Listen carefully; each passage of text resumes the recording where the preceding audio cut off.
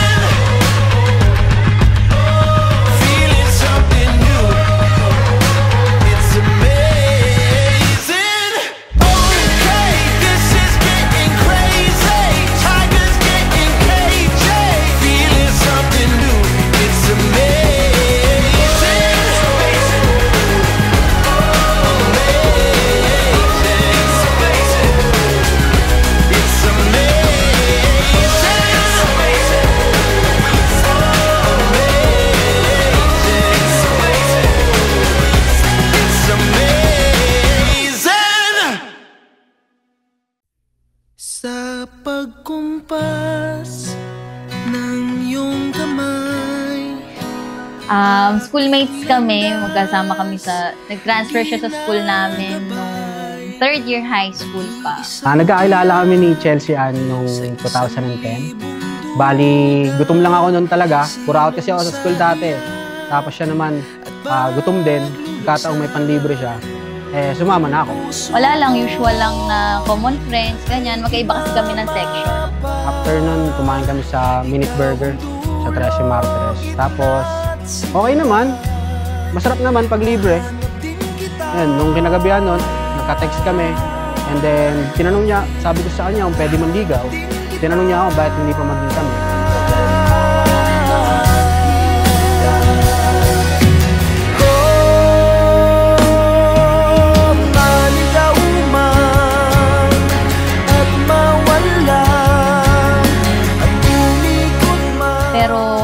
Isa na yung group of friends namin, and then nagkasama kami sa dance group ng school namin. Tapos yun, doon na kami nag-meet as friends talaga. And yun, the rest is history, no? For 15 years.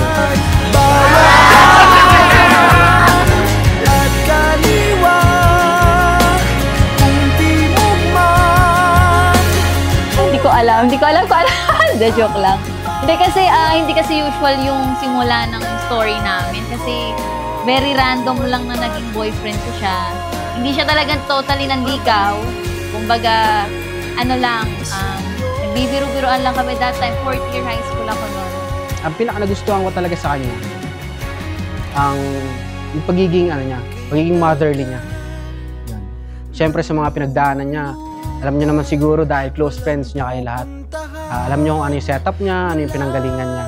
And ako din personally, bilang partner niya, alam ko yung mga napagdaanan niya, lahat-lahat. When it comes to the passing of her mother, and the struggles of taking care of her smaller sister, di ba? Kumbaga maraming naging factor para maging motherly siya. And yun yung nagustuhan ko sa kanya talaga. And recently may mom passed. Parang naging relatable lang lahat. Lahat ng mga pinagsasabi niya sa akin bago mangyari yon is naging malaking major factor or maging major factor sa akin or sa amin. Sa 15 years kasi yung ano namin, parang yung pinaka-memory ko na sa kanya is yung magkasabay kaming lumaki sa lahat. Kumbaga, naiiyak na agad ako. Since high school, kumbaga, yun na yung pinaka-best memory ko na kasama ko siya sa lahat ng bagay. Simula bata pa, simula 15 years old. Lahat ng experiences, pangit, maganda, magkasama kami.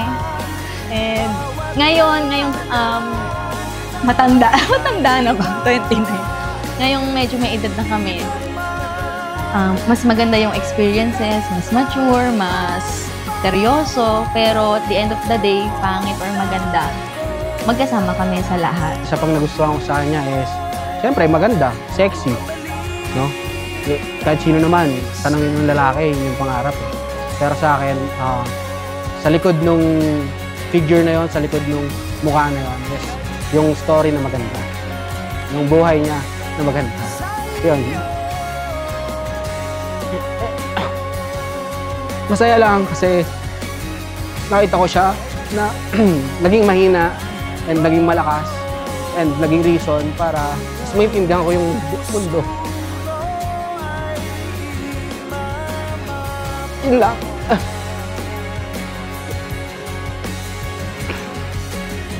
When wish and prayer got answered, and when courtship turned into a relationship, when plans and goals succeeded, and when courage got into marriage, this is the day. That's why this is the day that the Lord has made. So let us rejoice and be glad in it.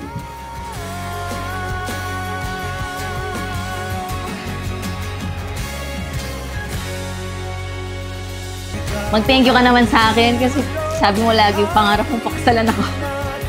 So eto na, tinutupad ko na yung pangarap mo. Congratulations sa iyo. I love you. Thank you sa lahat sa pagsuporta sa akin since day one. Sa lahat ng adventures na and trials na ginawa ko sa businesses, sa career, and sa skill set na meron ako. Thank you sa dahil naniwala ka. And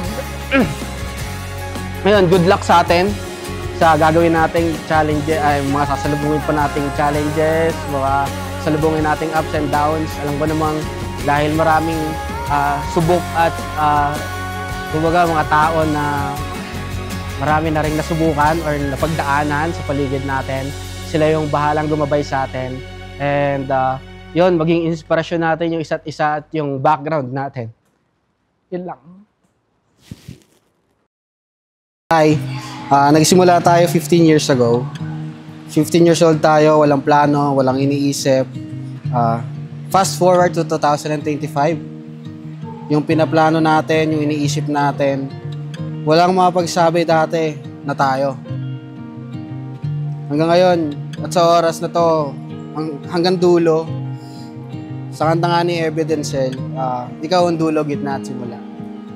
Isa ka sa mga piling tao na nagtiwala sa akin at nag-iisa ka na sumama sa akin hanggang dito. Bilang partner, salamat sa palaging pag-away sa akin para matauhan ako. This is it. I won't take any more of your time, but allow me to give you every time that I have. The Nababayan Recruitment Specialist, Padre de Pamilya. Let's go. More gala and more love. Love you. Go. Di ko alam kung paano simulan. Alam mo naman, hindi ito ang love language ko.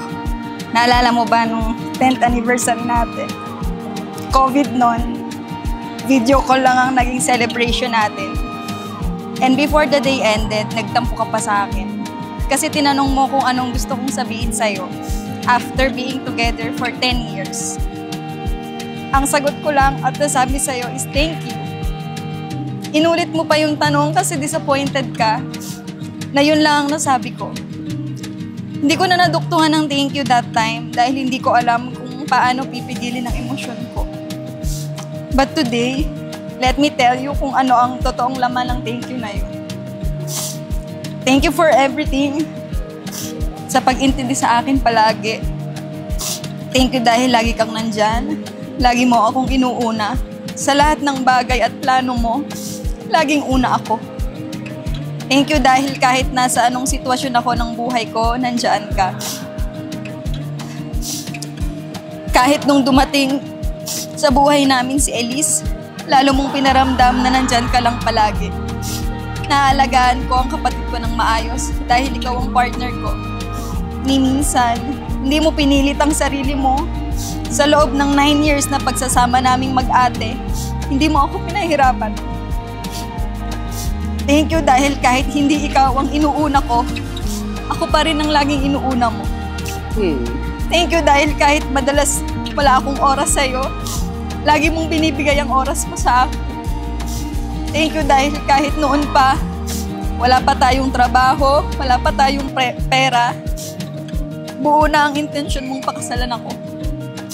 Ngayon na 15 years na tayo, literal na half of our lives, lalo mong pinalalim ang ibig sabihin ng thank you na yon. Salamat Di, dahil sa'yo, nagampanan ko lahat ng nagawa ko. Naging matibay na ate ako sa pamilya namin dahil inalalayan mo ako. For 15 years, iba ang inuuna at pinaprioritize ko. Pero ni minsan hindi ka kumontra o nagreklamo. Instead, minahal mo rin lahat ng mahal ko. Mula sa simpleng pagtimpla ng kape naming magpipinsan, pag nagkakasarapan ng maritesa namin, hanggang sa pagtsatsagang mag-ihaw ng paborito naming inasal. Kahit ilang kilo pa. Gusto kong malaman mo na nakita ko lahat yon. At lalo kitang minahal dahil doon. Punong-puno ng pasasalamat ang puso ko din. Ngayon na nakasal na tayo.